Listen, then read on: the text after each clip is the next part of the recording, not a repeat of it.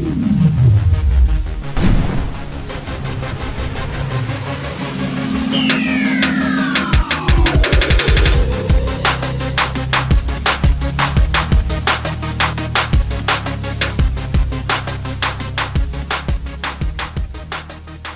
what's up guys? Joe here, coming at you today from Town Hall 9, and I'm actually bringing to you a beast mode of an attack. The current replay that is up is actually footage from the live stream that took place on Saturday. We hosted a Town Hall 9 friendly challenge tournament, and this attack strategy straight up dominated the tournament itself. Known by two different terms as either GOBOLO or the GOBOLO. Seen it used in two different terms there, and this attack strategy actually straight owned the tournament, like I said before, and I actually had to get in there and dig a little deeper. The footage that's actually playing is actually the finals. Invincible, who actually took it all and won it all, $50 gift card sent out to him. Great, congratulations, huge shout out to him. And he also took me out in the semi-finals due to my missing of a builder's hut, a little bit of a noob mistake on my own part. But anyways, Elite Academy brought in attackers that actually had this attack strategy down quite well, and they were actually just straight mutilating our Town Hall 9 bases at both levels, no matter what the hero levels were or anything. Just simple fundamentals that most of our base designs have been strictly focused on combating either Valkyries or the HGHB. So a lot of our base fundamentals have actually kind of just forgotten all about air, just because it simply hasn't been as big as it used to be. So if you are actually a GooLoon attacker or loved that strategy in the past, this strategy here is actually ideal for you, because the addition of the bowlers at Town Hall 9 just gives you the ability to reach out and touch objects further into the base than what you could do with wizards. So as this one wraps up, as you can see, at a minute and 18 seconds left in the raid, and Invincible straight up dominates ROP with the GOBOLO or GOBOLO, however you choose to use it. So we're going to go ahead and dig a little deeper and get a little bit more idea on how to plan this. I actually personally got in there and started working on this strategy myself after the tournament itself, because I really wanted to learn it, simply due to the fact that it was really fast and it was just simply destroying bases very easily. So we're going to go ahead and get in on an attack by Kyle Drago from Elite Academy, and we're going to go ahead and zoom in on the planning. So when you're planning this attack strategy, it's there's a couple of things that stood out to me across multiple pieces of content that I reviewed on how to even start this, and a few questions that you need to ask yourself when looking at the base itself is, can I reach out and touch and destroy 2 or more air defenses with my kill squad? And also, can I reach out and touch and destroy that enemy archer queen? Can I take out the enemy clan castle troops?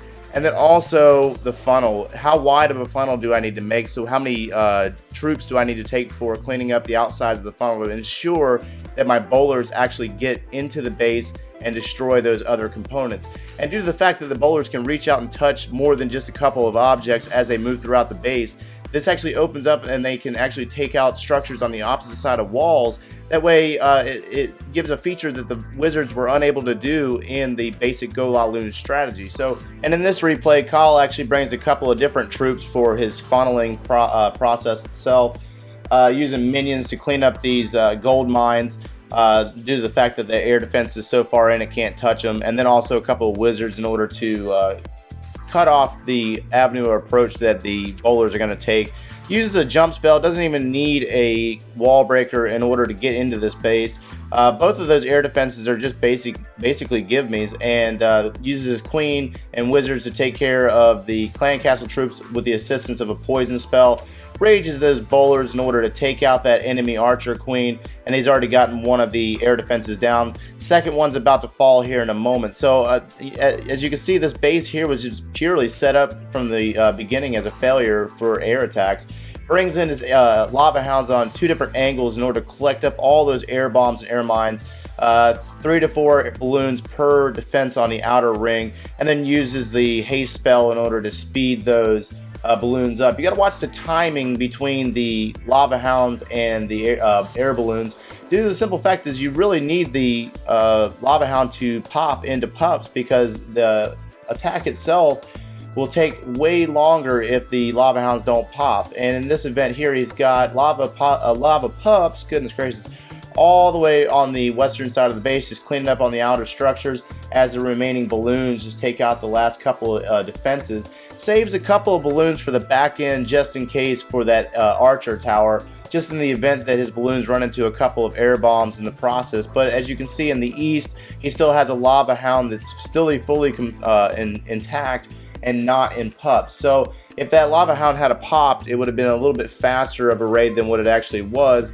However, he's still got a large group of them in the north moving south. So as you can see, it's really just a really fast attack strategy. So, and then you're also probably taking note of his hero levels. Well, I also went and found an attack by Ward. Ward has mid-level heroes on his mini account here, level 15 heroes each, and he does the same exact thing that Khal Drago does before. Drops both of his golems down and then gets his wizards down behind to start the funneling process. Uses wall breakers to crack into this first compartment, and then drops his Barbarian King and Archer Queen in order to start working on the enemy clan castle troops and enemy queen. Gets the bowlers down, gets a rage down, and the bowlers just rush in there, taking out the enemy queen fairly quick while the Archer Queen takes out that dragon.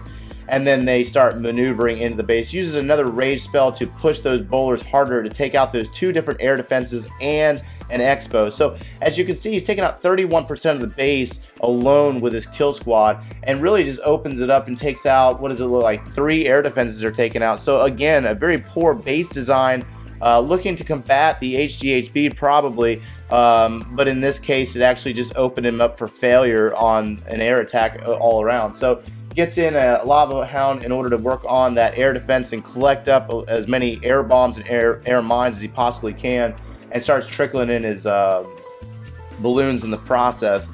And then you see the air sweepers. They can be a little bit of a hindrance if you are unaware of their direction that they're facing.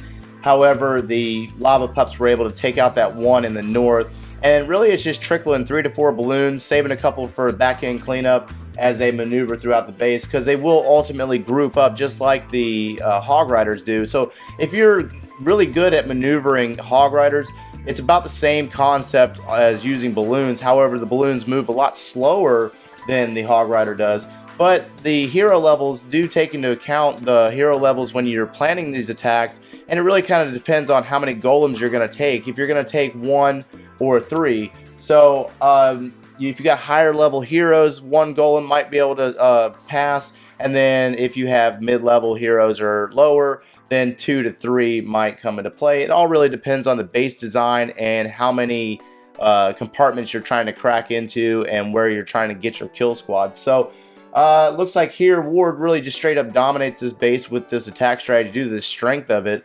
And then I also decided that I want to get in there and test this one out myself. So again, let's go ahead and take a quick look at the 4 checkpoints that I mentioned before. 2 air defenses, can I get them?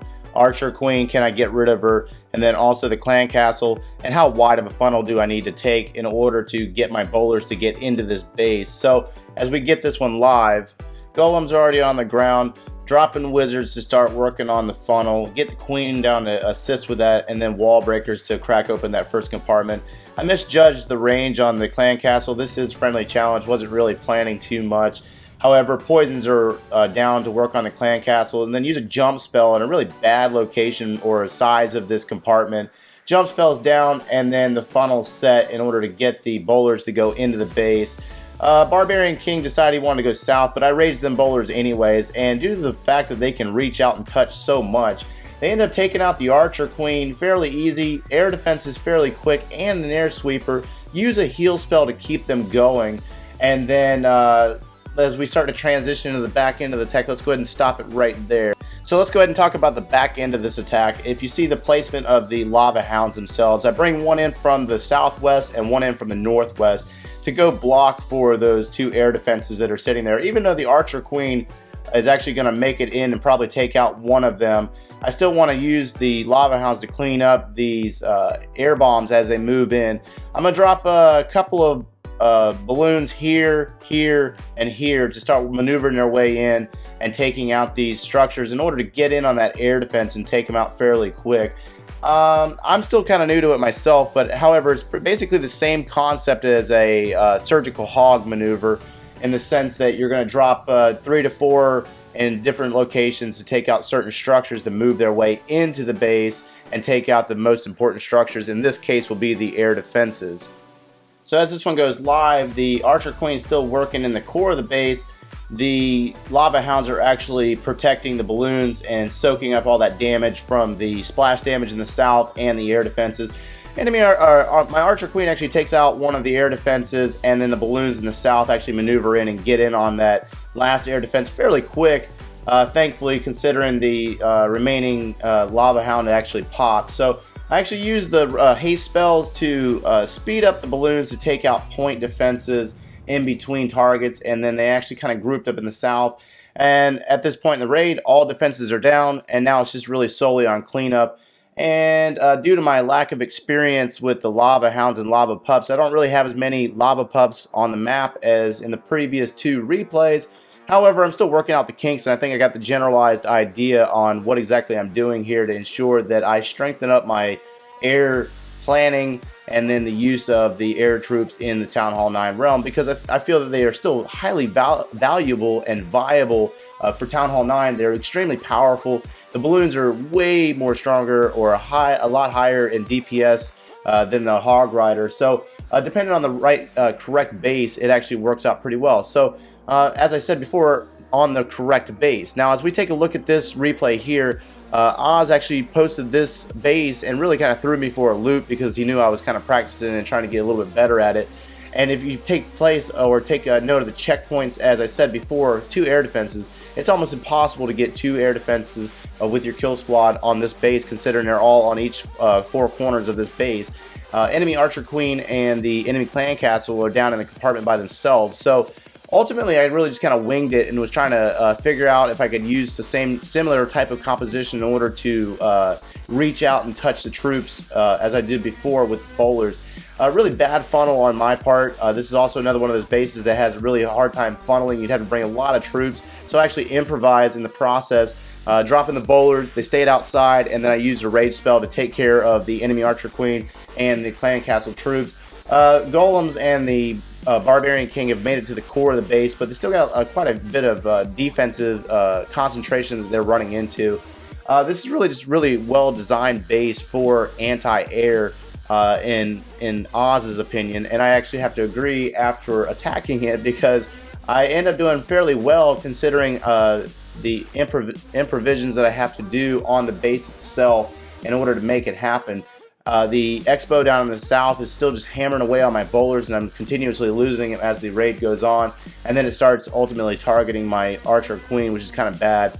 And then also, unfortunately, I run into a Tesla farm in the north while I'm trying to get rid of that air defense, so I end up dropping a lot more balloons than what was necessary, and they end up grouping up and running into an air sweeper in the process. So the air sweeper actually just continues to push the balloons to the outer rim of the base itself, and they just continue to try to push on. I had to drive a haste spell to try to save the raid. But at this point, we're running into air traps and air defense, 1 remaining air defense in the process, so we're actually kind of losing balloons quickly, or a lot faster than I wish I did. End up pulling about 80% off of this base, simply due to the fact that the lava pups on the outside of the base were actually cleaning up. However, there's still a couple of main components left in the base that we're going to take out the air portion either way, with the splash damage and that remaining point defense in the Archer Tower. So it kind of lulls out at about 87%. So I will say this attack strategy is not for every single base, but your planning and understanding of the checkpoints that I identified earlier in the video stands out, and make sure you take those into effect when you're trying to put this attack strategy in action.